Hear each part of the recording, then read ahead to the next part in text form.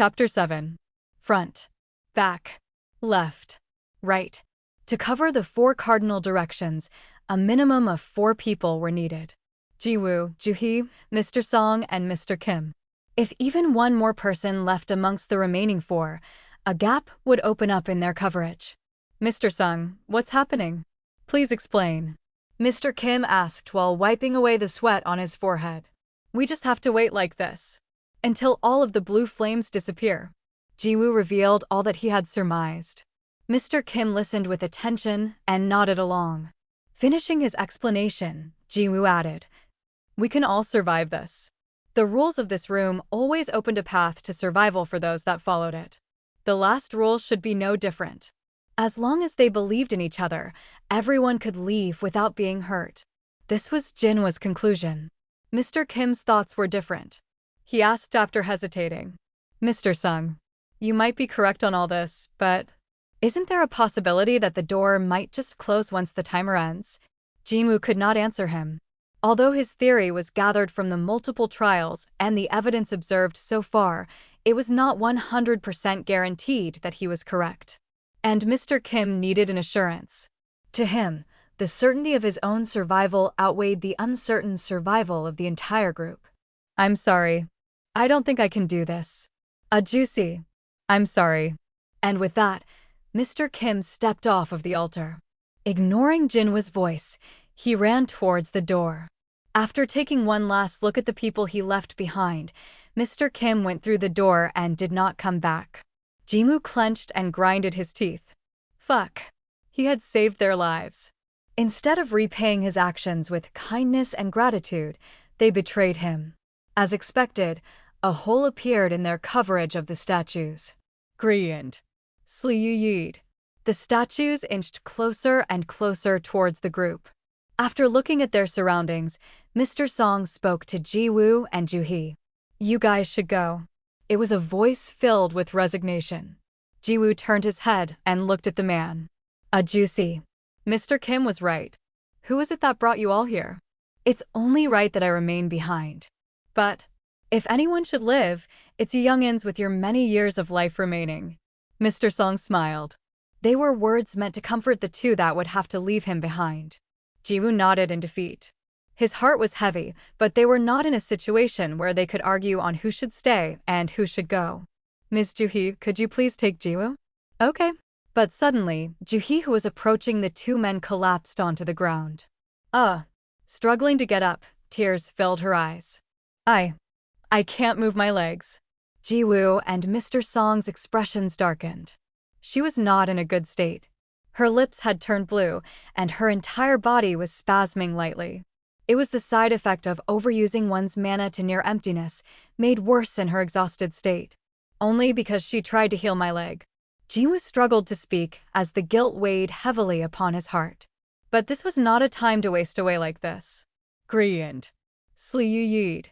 The statues were continuing to move towards the center of the room. Jiwoo pulled away from Mr. Song's arms and collapsed onto the floor of the altar. Mr. Song's eyes widened. "You." Jiwoo spoke to him with a determined look. "Juicy, please take Juhee and get out of here." "I told you I would remain." "Then who will take Juhee?" Jiwoo wasn't able to walk on his own. It was impossible for him to take Juhee, also incapacitated, to the doors. Of course, there was the option of leaving her behind. But she was someone who had saved his life countless times before. And even her current state was due to spending all her mana in efforts to heal him.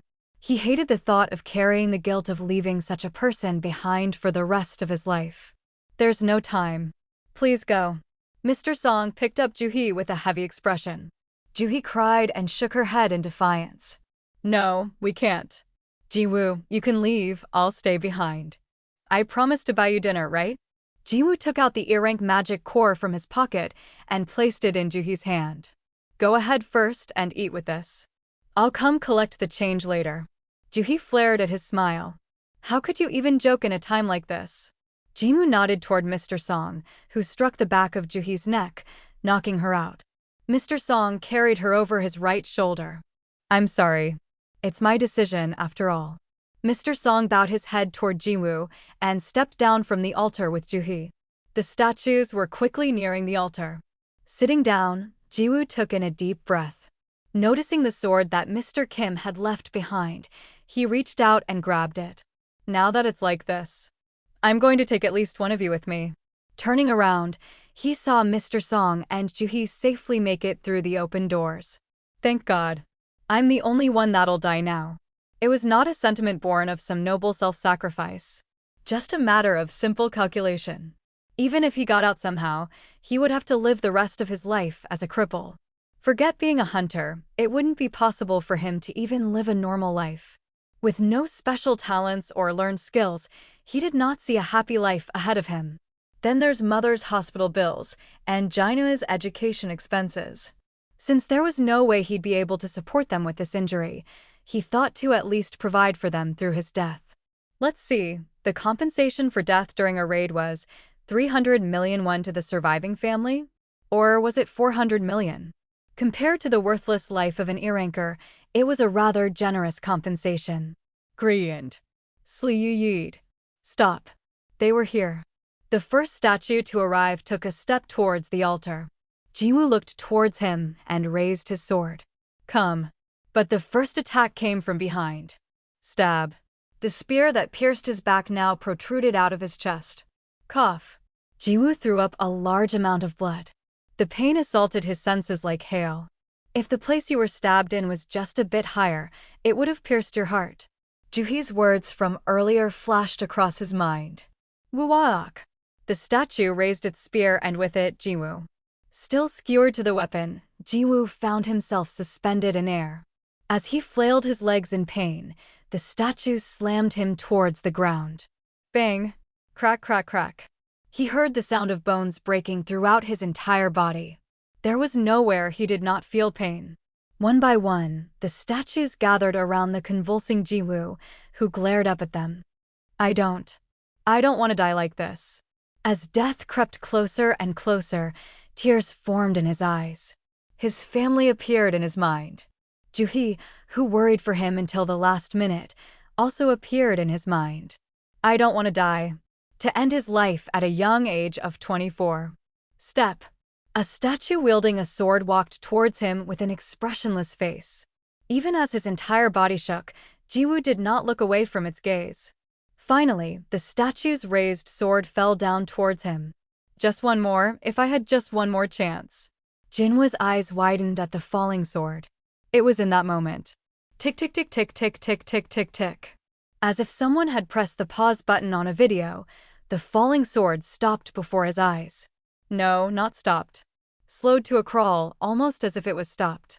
Millimeter by millimeter, the sword was definitely still coming down at him. What? He could not hide his surprise. Then, a female voice he had never heard before in his life rang throughout his head. You have fulfilled all conditions of the secret quest. The weak one's courage. Secret quest? Fulfilled all conditions? He had no idea what it was saying. No, before that, where is that voice coming from? Ignoring his thoughts, the voice continued. You've obtained the right to become a player. Do you accept? Obtain the right? Accept? It sounds like it's giving me something. Growing up in poverty, he knew there was no such thing as free in life. But I suppose that was in life. What does any of it matter in death? As he waited in hesitation, the voice in his head asked again. You do not have much allowed time remaining. In the case the right is refused, your heart will stop in 0.02 seconds. Do you accept? Whether or not this was a hallucination, one thing was certain, his impending death. On top of the sword slowly coming down on his head, the other statue's weapons were also finding their way towards him. At this point, Jiwoo gave himself up to resignation. Sure, why not? He did not speak the words out loud, merely thought them in his head. But the voice answered his thoughts. Welcome to becoming a player. Flash. A blinding light surrounded his body and Jiwoo lost consciousness. -6. Penalty. He opened his eyes. A bright white ceiling. The stinging smell of disinfectant. Feeling of a hard bed behind his back. Jiwoo immediately realized where he had opened his eyes. A hospital? Although he found himself coming less and less after meeting the B-rank healer class hunter Juhee, The hospital was still a place Jiwoo could call a second home in his job. After all, there were even rumors that there was a room reserved just for him here. Jiwoo sat upright. Holding his hand up to his chest, he felt the regular beating of his heart. I'm alive. Not just alive, his entire body felt lighter than usual. Compared to the heaviness he felt when he would normally open his eyes here, something was different. It was as if he woke up after a good rest in his own home. What? When he remembered the scene before he passed out, it was an unthinkable occurrence. The falling sword. The statues that surrounded him. Even if he had somehow dodged the sword, it would take a party composed of S-rank hunters to defeat the enemies in that room. And I came out of there alive? Was it a dream? Thankfully, there was an easy way to find out. Jiwoo looked underneath the blanket covering him. If it was all real, he would be missing a leg. Then, a deep voice interrupted him. Have you regained consciousness?